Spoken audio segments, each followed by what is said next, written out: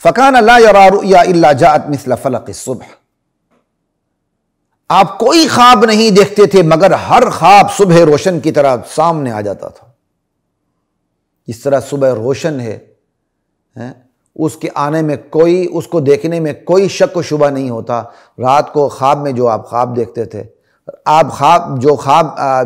نیند میں جو خواب دیکھتے تھے، بیداری میں اس کی تعبیر انتہائی واضح ہوتی تھی، بلکہ وہی تعبیر بن کے بھی وہ چیز سامنے آ جاتی تھی، یا تعبیر بالکل واضح ہوتی یا بعینی وہی چیز بطور تعبیر سامنے ہوتی، کیونکہ تعبیر ضروری نہیں ہوتی کوئی مختلف ہو، بعینی ہی خواب بھی بعینی تعبیر ہوا کرتا ہے۔ جو تعبیر کا ذوق رکھتے ہیں وہ اس چیز کو اچھی طرح سمجھتے ہیں۔ اگلی بات، ثم حبب الیہ الخلا، پھر آپ کو خلوت نشینی محبوب بنا دی گئی آپ کے لیے۔ یہ حبب کا لفظ بتا رہا ہے کہ خود طبی طور پر آپ کو خلوت نشینی محبوب نہیں ہوئی، اللہ کی طرف سے محبوب بنا دی گئی۔ یہ سب وحی کی تمہیدات ہیں، یہ ہے وحی کی عظمت، وحی کا پروٹوکول کہ آپ پر وحی کب نازل ہونی ہے، اس سے پہلے 5-6 مہینے خواب بھی آ رہے ہیں اور خلوت نشینی بھی آپ کو محبوب، تنہائی آپ کو محبوب ہوتی جا رہی ہے۔ یہ سب وحی کا پروٹوکول ہے، وحی کی عظمت کو یہ چیز ظاہر کر رہی ہے۔ ثم حبب کہا، محض طبی طور پر آپ تنہائی پسند نہیں تھے، اللہ کی طرف سے تنہائی پسندی آپ کے دل میں ڈال دی گئی تھی۔ یہ کلام بالکل ایسا ہی ہے جیسے سورۃ الحجرات کے اندر ہے، وَلَكِنَّ اللَّهَ حَبَّبَ إِلَيْكُمُ الْإِيمَانَ، اے صحابہ اللہ تعالیٰ نے تمہارے لیے ایمان کو محبوب بنا دیا ہے، پسندیدہ بنا دیا ہے۔ یہاں بھی ایسے ہی ہے کہ نبی کے لیے خلوت نشینی، تنہائی اختیار کرنے کو محبوب بنا دیا گیا من جانب اللہ، لا الہ الا اللہ۔ پھر آپ غار حرا میں خلوت فرماتے تھے، لا الہ الا اللہ۔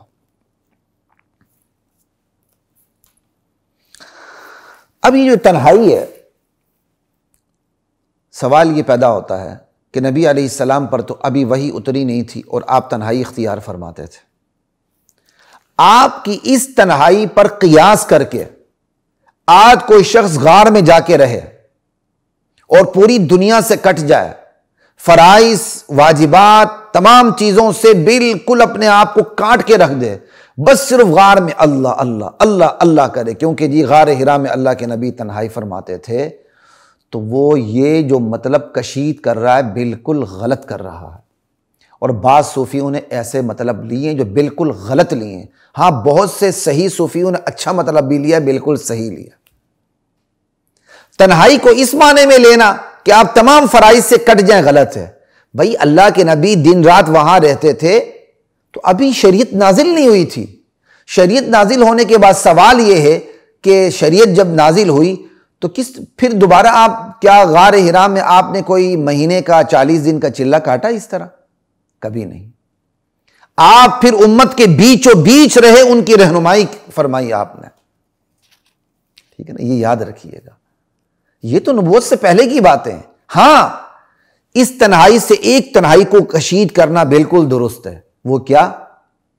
اپنے آپ کو گناہوں سے، علائشوں سے پاک کرنے کے لیے بندہ تنہائی میں جا کے، کوئی نہیں ہوتا، اللہ کے ساتھ راز و نیاز کی باتیں شروع کر دیتا ہے، گفت و شنید شروع کر دیتا ہے، اپنا دکھڑا اللہ کے سامنے رکھتا ہے، مراقبہ کرتا ہے، اپنے گناہوں پہ نظر رکھتا ہے، اپنی کمزوریوں پر نظر رکھتا ہے۔ اس کے لیے خلوت نشینی اختیار کرے مخصوص اوقات میں، پھر خلوت نشینی سے باہر آئے اور اپنے فرائض بجا لائے، بالکل درست، یہ درست ہے۔ لیکن صرف تنہائی پسند ہو جانا، بچوں کے لیے کمانا چھوڑ دینا، فرض نماز جماعت کی چھوڑ دینا، اور پوری دنیا گمراہ ہو رہی اس کی اصلاح سے بے فکر ہو جانا، اور صرف تنہائی کو دلیل بنا کے ان تمام چیزوں کو لملیٹ کر دینا، یہ بالکل غلط ہے۔ اس کی شریعت میں کوئی گنجائش موجود نہیں ہے۔ تو دراصل یہاں افراط و تفریط سے کام لیا گیا۔ بعض لوگوں نے صوفیوں کی غلط عادات کو دیکھا، غلط صوفیوں کی غلط عادات کو دیکھا کہ بھائی وہ پوری دنیا سے لا تعلق ہو کے کسی غار میں بیٹھ جاتے ہیں، اللہ اللہ کرتے ہیں اور فرائض سے جان چھڑا لیتے ہیں، اور غلط کیا کہتے ہیں معنی کشید کرتے ہیں۔ انہوں نے تنہائی ہی کا رد کر دیا. اس نے کہا جی یہ تو نبی علیہ السلام کی نبوت سے پہلے کی تنہائی، آپ اس پر سرے سے قیاس ہی نہیں کر سکتے. اور جنہوں نے اس بات کیا انہوں نے صرف تنہائی کا اس بات کیا، فرائض سے غافل ہو گئے. خیر الامور اوسطها، بہترین راہ درمیانی راہ ہے. بالکل تنہائی کا رد کر دینا بھی غلط ہے، بالکل تنہائی کا ہو جانا بھی غلط ہے. درمیانی راہ اختیار کرنی ہے. تنہائی اس اتنے وقت کے لیے اختیار کر لینا کہ بندہ وَلْتَنْظُرْ نَفْسٌ مَّا قَدَّمَتْ لِغَدٍ، کل کے لیے میں نے کیا سامان کیا، بندہ خلوت نشین ہو جائے اور فرائض بھی ادا کرتا رہے باہر آ کے، یہ درست ہے. اس کا رد نہیں کیا جا سکتا. لیکن خلوت نشین ہونے کے بعد باقی تمام فرائض کو بالائے طاق رکھ دے، اس کو ثابت نہیں کیا جا سکتا. تو اعتدال کی راہ اپنائیے گا. ہمارے ہاں بہت بڑا مسئلہ یہ ہے، ہمارے ہاں بڑے بڑے اللہ کے ولی محققین گزرے ہیں، لیکن ان پر بسا اوقات تصوف کے غلط غلبہ بھی ہوا کرتا تھا، جس سے مجبور ہو کے ان سے کوتاہیاں سرزد ہوئی ہیں. تصوف اپنی جگہ درست ہے، لیکن اس کا صرف صحیح اثر لینا ہے. تصوف کے اندر افراط و تفریط سے بچنا یہ اللہ تعالیٰ کی بہت بڑی نعمت ہے. اللہ ہم سب کو نصیب فرمائے. تو یہاں اتنی بات تھی کہ خلوت نشینی، سوال یہ تھا کہ کیا خلوت نشینی آج بھی اختیار کی جا سکتی ہے کہ نہیں. نبی علیہ السلام کی خلوت نشینی کو دیکھتے ہوئے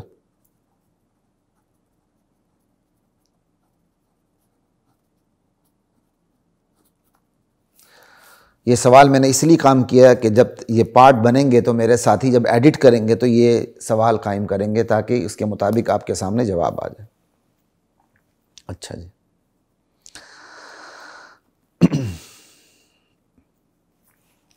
ثم حبب الیہ الخلا فکان یخلو بغار حرا. آپ غار حرا میں خلوت فرماتے تھے، تنہائی میں بیٹھتے تھے، اللہ کو یاد کرتے تھے. اور غار حرا میں بیٹھنے کے 3 بڑے فائدے آپ کو مل رہے تھے.